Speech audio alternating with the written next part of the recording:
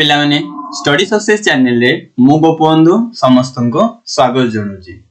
आमे परिव्राजक विवरणी विषय आलोचना करुथिले। परिव्राजक आल्बेरुनी और इबन बतुता विषय आमे पढ़ी सारी। आज आमे एही वीडियो रे परिव्राजक फ्रांकियस बर्नियर को विषय आलोचना करिवा। चलो देखिवा।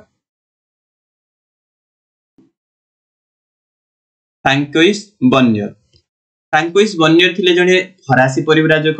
आ जेतुळे हम भारत रे मोगल शासन चलथिला, अर्थात कहबा गले शाहजहां को शासन कालर शेष पर्यायर से भारत को आसीथिले।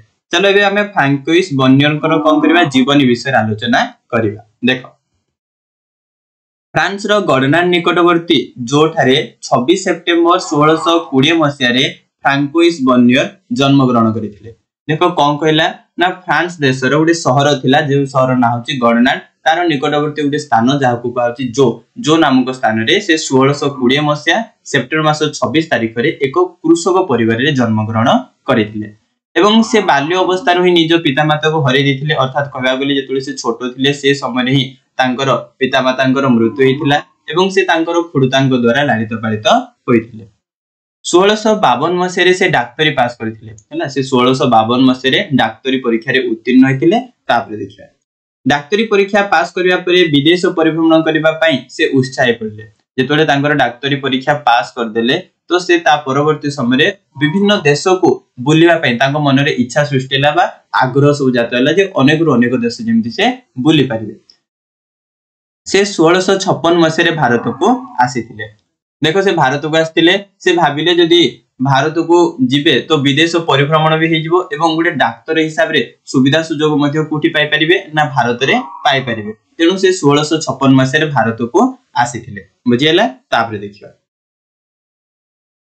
1656 नु नै 1688 मसिया पर्यंत अर्थात 12 वर्ष काल भारत रे अवस्थान करिथिले। देखो फ्रांकियस बर्नियर आम भारत रे 1656 मसिया आरंभ करी 1668 मसिया पर्यंत अर्थात कहबा गले दीर्घ 12 वर्ष काल ए भारत रे फ्रांकियस बर्नियर रहिथिले। बुझियला। तापर प्रथमे से शाहजहां को ज्येष्ठ पुत्र दारांक चिकित्सक भाव रे नियुक्ति पाइथिले। देखो प्रथमे जेतोले से भारत को आसिले से शाहजहां को समय आस्तिले तो शाहजहां को ज्येष्ठ पुत्र जे थिले दारा थिले तांकर डाक्टर हिसाब रे से प्रथमे नियुक्ति पाइथिले।